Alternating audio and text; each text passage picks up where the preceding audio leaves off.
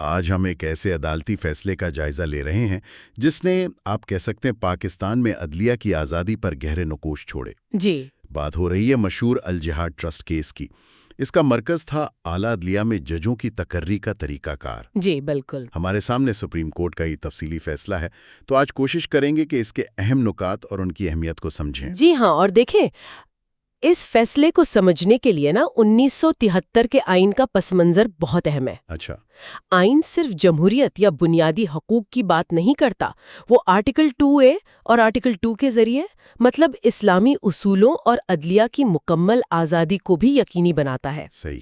تو یہ بنیاد ججوں کی تقرری کے معاملے میں عدالت نے کیا سوچا اسے سمجھنے میں مدد دیتی ہے۔ تو چلیں پھر اس کیس کے سب سے دلچسپ پہلو کی طرف۔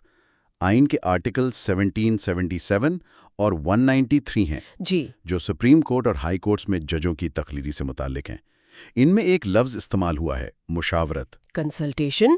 ہاں، مشاورت۔ اصل سوال یہ تھا کہ جب صدر مملکت چیف جسٹس صاحبان سے مشاورت کرتے ہیں تو اس لفظ کا مطلب کیا ہے؟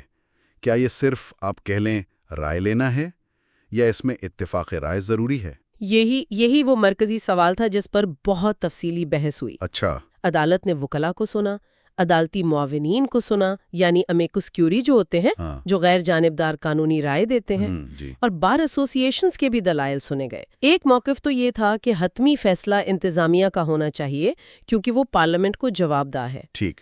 دوسری طرف یہ دلیل تھی کہ نہیں، عدلیہ کی آزادی کے لیے ضروری ہے کہ چیف جسٹس آف پاکستان اور جو متعلقہ ہائی کورٹ کے چیف جسٹس ہیں ان کی رائے کو فوقیت یعنی پرائمیسی ملنی چاہیے۔ تو اتنی بحث اور دلائل کے بعد عدالت نے کیا فیصلہ دیا آخر؟ یہ سب جاننا چاہیں گے۔ عدالت نے بہت واضح طور پر کہا کہ آئین میں جو یہ لفظ ہے مشاورت، یہ کوئی رسمی کارروائی نہیں ہے۔ اچھا، یہ ایک مؤثر، بامعنی اور اتفاق رائے پیدا کرنے والا عمل ہونا چاہیے، اس میں منمانی کی گنجائش نہیں ہونی چاہیے۔ مؤثر اور بامانی، ٹھیک۔ جی، اور عدالت کے مطابق چیف جسٹس آف پاکستان اور متعلقہ ہائی کورٹ کے چیف جسٹس وہ بہترین پوزیشن میں ہوتے ہیں یہ جانچنے کے لیے کہ امیدوار اہل ہے یا نہیں، موضوع ہے یا نہیں۔ صحیح۔ اس لیے ان کی رائے کو غیر معمولی اہمیت حاصل ہے۔ تو یہ فیصلہ آپ دیکھیں تقرری کے عمل میں عدلیہ کے کردار کو بہت مضبوط کرتا ہے۔ یعنی اگر چیف جسٹس صاحبان کسی نامزدگی سے متفق نہ ہوں تو اسے بس ایسے ہی نظر انداز نہیں کیا جا سکتا؟ بالکل نہیں۔ یہ تو انتظامیہ کے اختیارات پر ایک واضح حد بندی لگتی ہے۔ جی ہاں، بالکل۔ عدالت نے یہی قرار دیا کہ اگر چیف جسٹس آف پاکستان اور متعلقہ چیف جسٹس کسی امیدوار کو نامناسب سمجھیں تو انتظامیہ اگر پھر بھی اسے مقرر کرتی ہے تو وہ آئینی مینڈیٹ کے مطابق نہیں ہوگا۔ اور اگر انتظامیہ کو چیف جسٹس صاحبان کی سفارش سے اختلاف ہے بھی تو انہیں ٹھوس وجوہات تحریری طور پر ریکارڈ پر لانی ہوں گی۔ تحریری وجوہات؟ جی، اور وہ وجوہات قابل سماعت ہوں گی، جسٹیفائیبل، یعنی انہیں بعد میں عدالت میں چیلنج کیا جا سکتا ہے۔ اس سے شفافیت بھی آئی اور جواب دہی بھی۔ یہ واقعی ایک آپ کہہ لیں لینڈ مارک وضاحت ہے۔ کیا عدالت نے اپنی اس تشریح کو مزید سپورٹ کرنے کے لیے کوئی اور حوالے بھی دیے؟ جی ہاں، بالکل۔ عدالت نے اپنی بات کو وزن دینے کے لیے اسلامی اصولوں اور جو قائم شدہ آئینی روایات ہیں ان کا بھی سہارا لیا۔ اچھا، جیسے اسلامی تاریخ سے حضرت علی رضی اللہ تعالیٰ عنہ کا وہ خط جو انہوں نے مالک الاشتر کے نام لکھا تھا۔ جی، مشہور خط ہے۔ اس میں قاضیوں یعنی ججوں کے تقرر کے لیے جو صفات بتائی گئی ہیں، تقوی، دیانتداری، علم، لالچ سے پاک ہونا، ان پر زور دیا گیا۔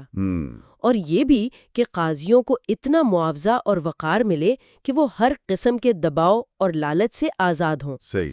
اس کے علاوہ جو آئینی روایات ہیں، کانسٹیٹیوشنل کنونشنز، جیسے چیف جسٹس کی تقرری میں سینیورٹی کا اصول، اس کی اہمیت پر بھی زور دیا گیا۔ ٹھیک ہے۔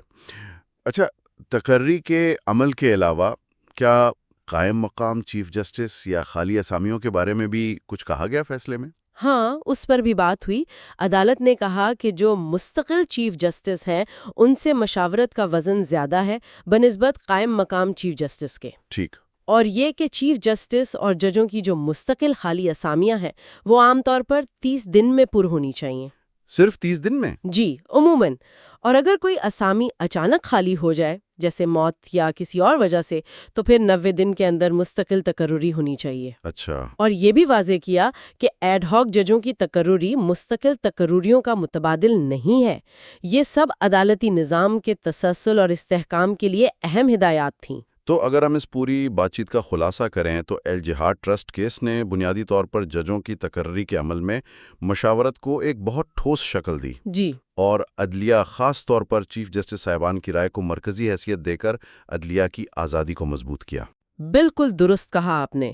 اس فیصلے کا لب لباب، اس کا نچوڑ یہی تھا کہ تقرری کا عمل شفاف ہو، میرٹ پر ہو اور ایسا ہو جو عدلیہ پر عوام کے اعتماد کو بڑھائے اور انتظامیہ کے اثر و رسوخ سے محفوظ رکھے۔ جی بالکل، اسے انتظامیہ کے غیر ضروری اثر و رسوخ سے محفوظ رکھے۔ یہ عدلیہ کی ادارہ جاتی مضبوطی کے لیے ایک سنگ میل تھا۔ اور آخر میں ایک سوچ جو سننے والوں کے لیے شاید اہم ہو، آئینی الفاظ کی تشریح اور عدالتی فیصلے تو اپنی جگہ ہیں، لیکن حقیقی معنوں میں عدلیہ کی آزادی اور تقرری کے عمل کی شفافیت، اس کا انحصار اس بات پر ہے کہ ان اصولوں پر عملی طور پر کس حد تک اور کتنی مستقل مزاجی سے عمل درآمد ہوتا ہے، خاص طور پر جب وقت اور حالات بدلتے رہتے ہیں۔ یہ ایک بہت اہم سوال ہے جس پر غور و فکر جاری رہنا چاہیے۔